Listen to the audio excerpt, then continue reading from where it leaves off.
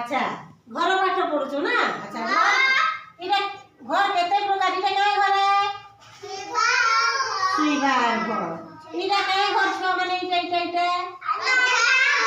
रंधा घर इटा काय घर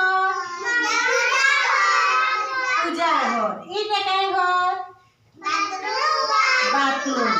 अच्छा सुइबार घरे काना काना আছে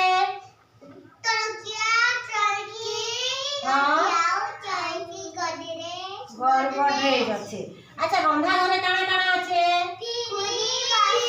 खुली बासन और फ्रिज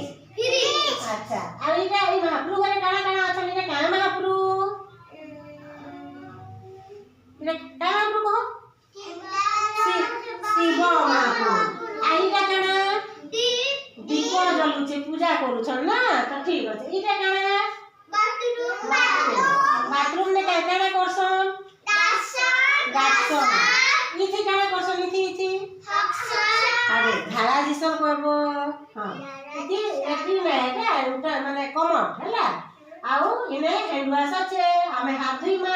हैला इने सब सामान रखा है साबुन सुबना आइटा दर्पण हैला।